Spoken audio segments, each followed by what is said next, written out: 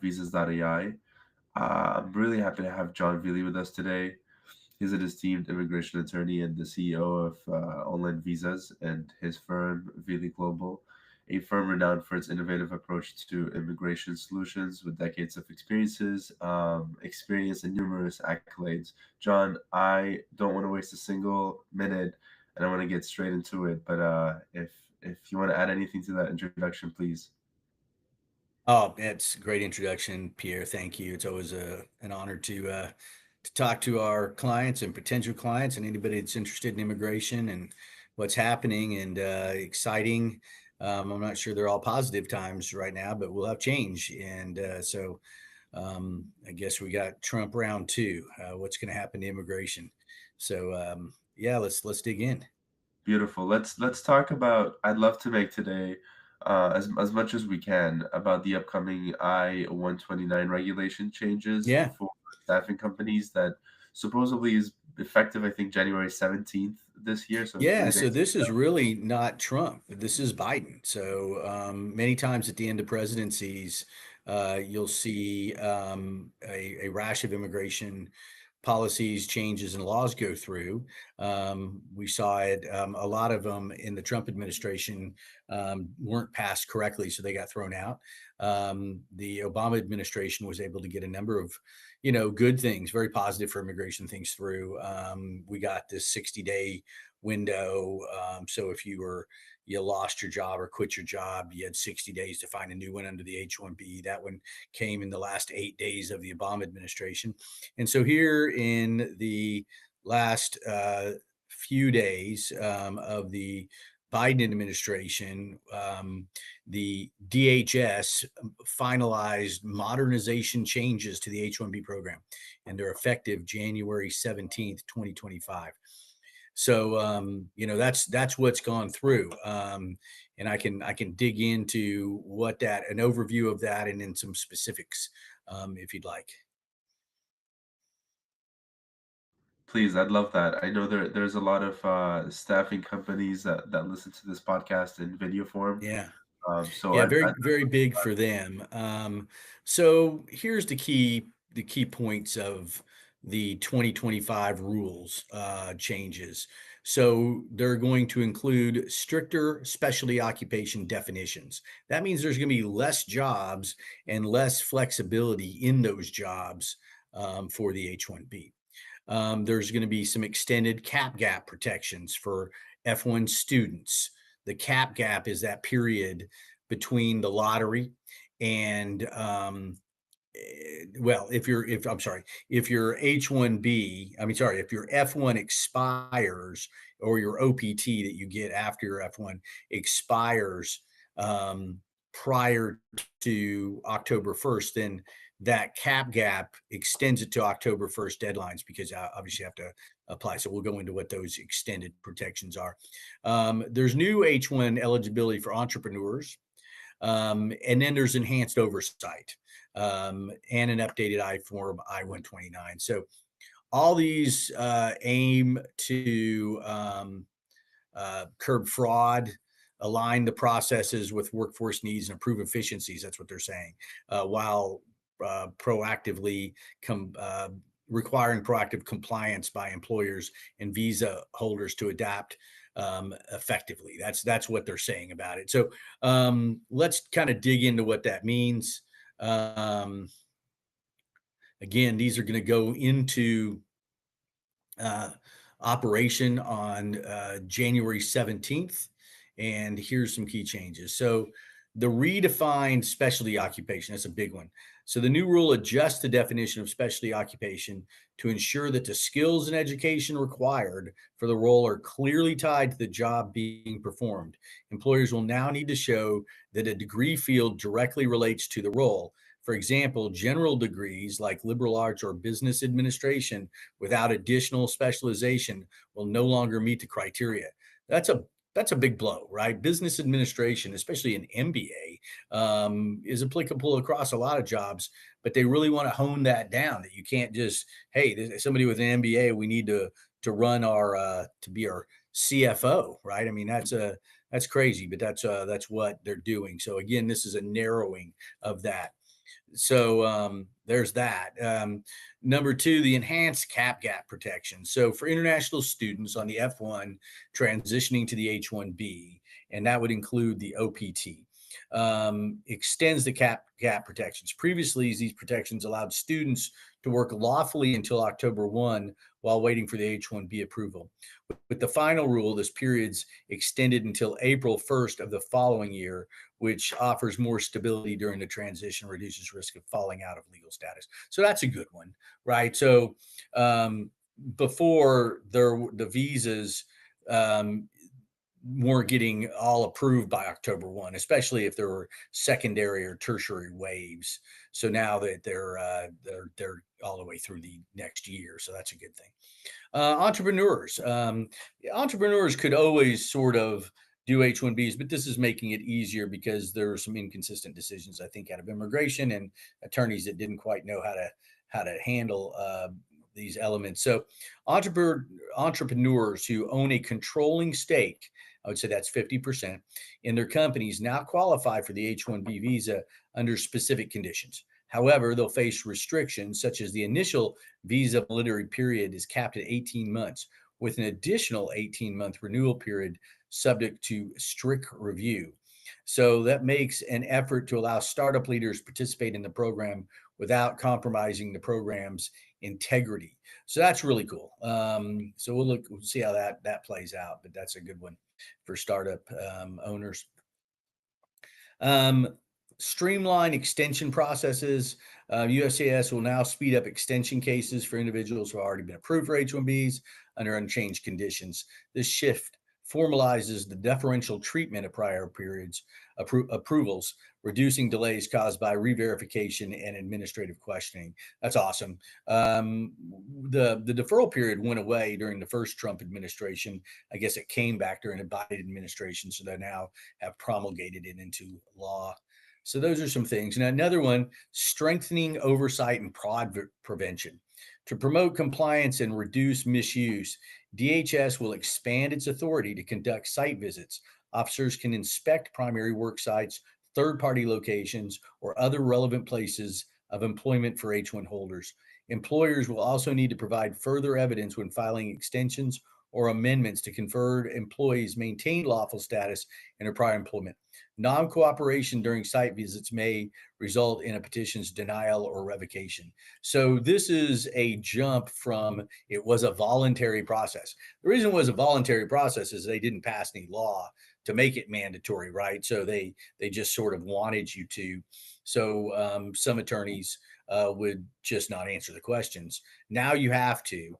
Site visits to third-party locations. This is going to be tough on staffing companies. You're going to have, the third-party locations are going to have to say the right things, right? And we've seen issues in the past with vendors and with vendors and third parties where there's a vendor in between and the third parties didn't have a relationship with the H-1B. Now, this is the site visit might even become part of the process every time, right? It's not different in some visas. A J visa, before you can ever get your initial J visa approved, they have to do a site visit to confirm it's there. So it'll be interesting to see if every case or the majority of cases have site visits, or if everyone that has a third party does. That's going to be very difficult on cases where the visa beneficiary is still in the foreign country when the visa is going to be approved, because they're not going to be at the third party location yet. And we've seen that the communications can be difficult between third parties and the petitioning company when there's vendors in between, especially if the vendors promised, hey, you don't have to mess with any of this. So this is now back to the old days on third parties, I think. The beneficiary focused registration process.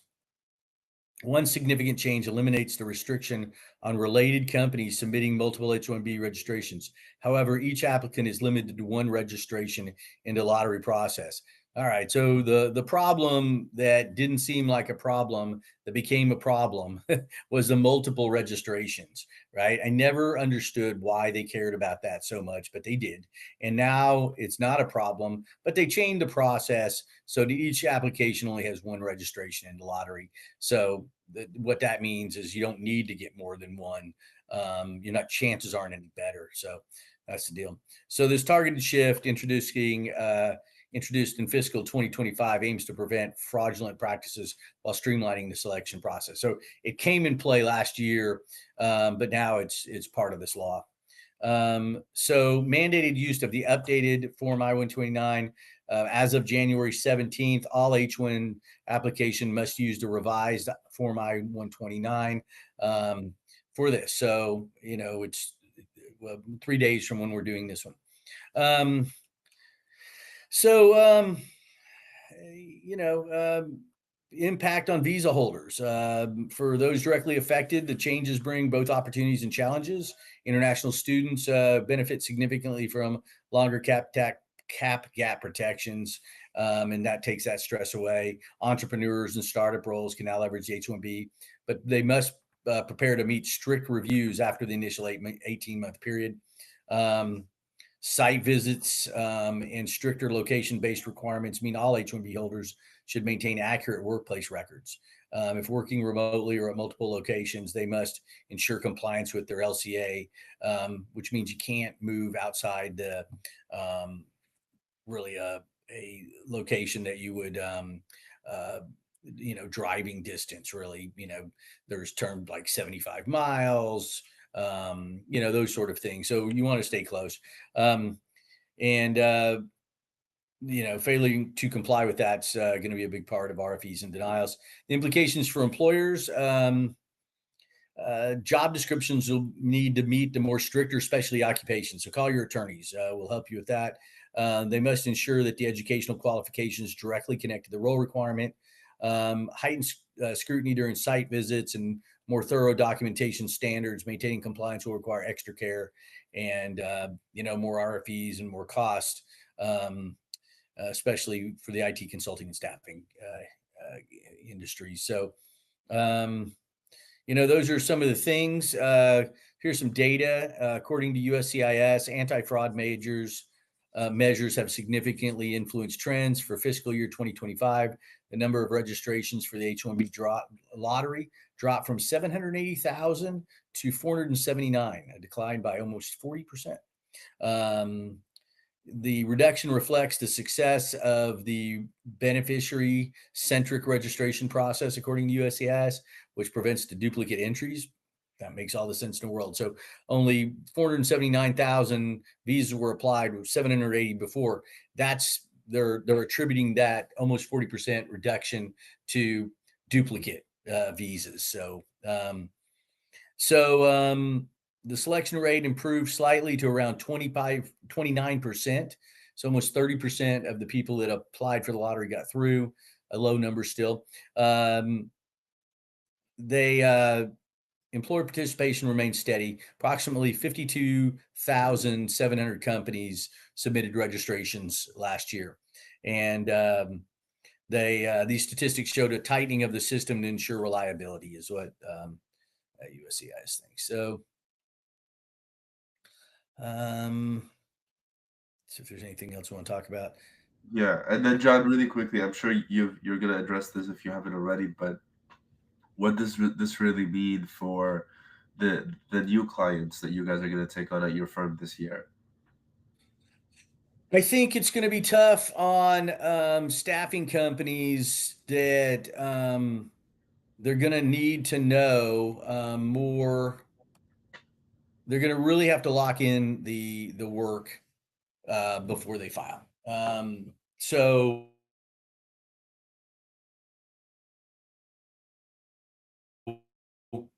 where they may not have known it exactly, they're going to have to know it a lot more. If you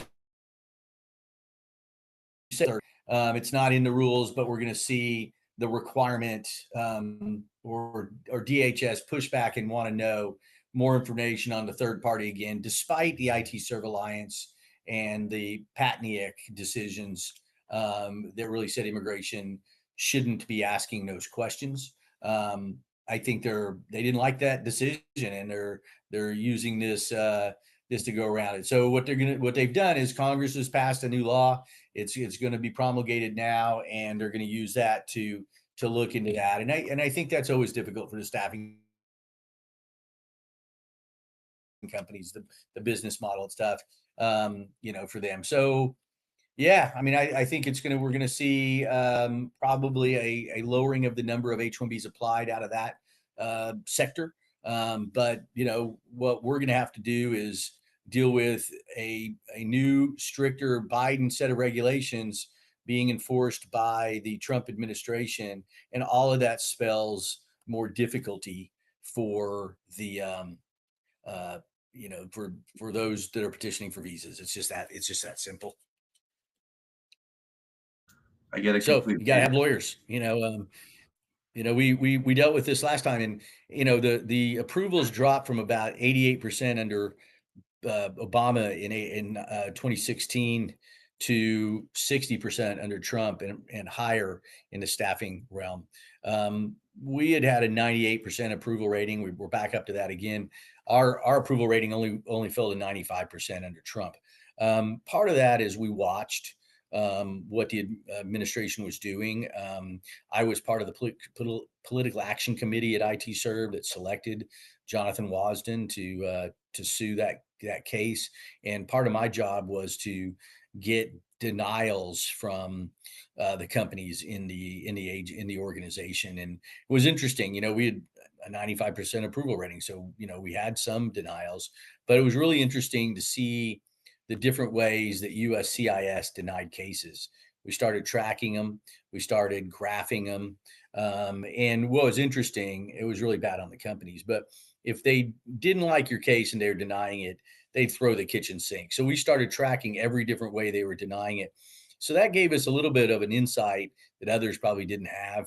And then with our briefing process, we write briefs, right? So we would articulate why we thought it meant it, and then the Trump administration kind of worked in a gotcha way, that they changed their policies before they wrote what the changes were. So when they finally introduced a new memo, it then articulated in writing what we had discovered in evaluating all those denials. So we're ready for that again. I think we got to be good lawyers right now, and immigration is going to be tougher.